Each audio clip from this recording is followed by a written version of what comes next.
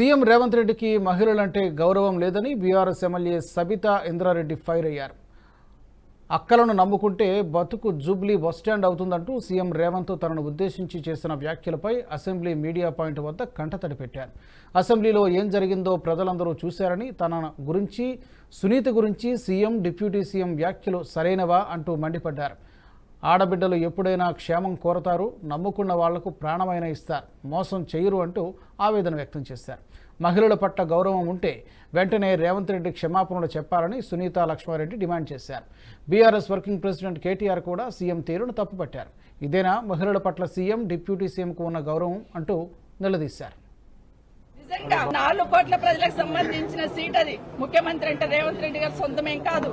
ఆ సీటు గౌరవం పెరగాలంటే ఈ రోజు మీరు క్షమాపణ చెప్పండి. తెలంగాణ రాష్ట్ర మహిళలందరికీ కూడా ఈరోజు క్షమాపణ చెప్పాల్సిన బాధ్యత ఈ రోజు రేవంత్ రెడ్డి మీద ఉంది.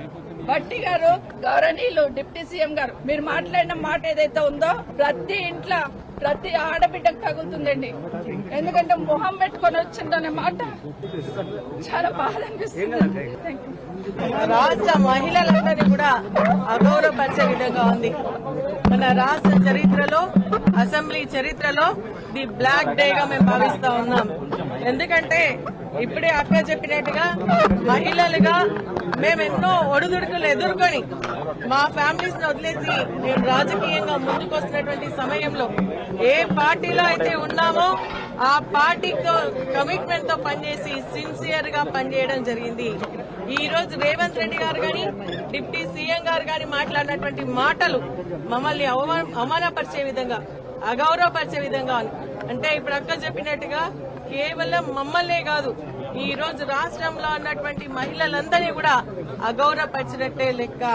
చేసిన తప్పును కనీసం క్షమాపణ చెప్పైనా మరి సారీ చెప్తారేమో అని చెప్పేసి మాకు మైక్ ఇవ్వండి, మేము మాట్లాడతామని చెప్పేసి అంటే ఇవ్వకుండా మహిళల్ని అవమానించి కూడా అప్పుడప్పుడు నోరు జారిన సంస్కారం ఉన్న వాళ్ళు ఏం చేస్తారు?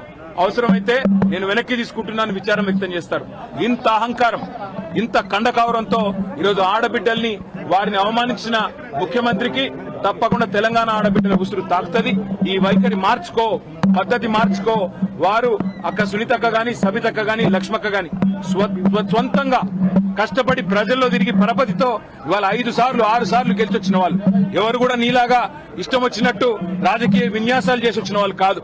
తమ స్వశక్తితో, తమ కుటుంబంకుండే అభిమానంతో, కార్యకర్తల ఆశీర్వాదంతో, ప్రజల దీవెనలతో ఇక్కడ అడుగు పెట్టారు. అప్రతిహతంగా 5 సార్లు సబితక్క గెలిచొచ్చింది. సునీతక్క కూడా గతంలో మంత్రిగా పనిచేసినారు. లక్ష్మక్క కూడా జెడ్పీ చైర్మన్ గా, శాసనసభ్యురాలుగా పనిచేసింది. అలాంటి మహిళలుగా పట్టుకొని ఇవాళ నోటికొచ్చినట్టు వాగడం అనేది ముఖ్యమంత్రికి తగదు. ఇప్పటికైనా సిగ్గు తెచ్చుకొని, బుద్ధి తెచ్చుకొని ముఖ్యమంత్రి బేషరతుగా క్షమాపణ చెప్పాలి. ఇక ముఖ్యమంత్రి ఇట్లున్నాడంటే ఉప ముఖ్యమంత్రి ఏం చక్కగా లేడు. ఆయన వస్తాడు, ఏం ముఖం పెట్టుకొని వచ్చిందంటాడు. నేను అడుగుతున్నా, ఏం మొహం పెట్టుకొని నువ్వు వచ్చినావు? నీకేమేం మొహం పెట్టుకొని నువ్వు వచ్చినావో మేము కూడా అట్లే వచ్చినాం. ఎంత గుండె ధైర్యం నీకు? ఇవాళ మా ఆడబిడ్డల్ని పట్టుకొని ఏ మొహంతో వచ్చినావు అని చెప్పడానికి ఉప ముఖ్యమంత్రి నేను అడుగుతా ఉన్నా. ఏ రకంగా అంత ధైర్యంగా, ఏ రకంగా అంత ఇష్టం వచ్చినట్టు మాట్లాడే అధికారం నీకు ఎవరిచ్చింది? అధికారం ఎవరికి శాశ్వతం కాదు. 10 ఏళ్లు మేము అక్కడున్నాం.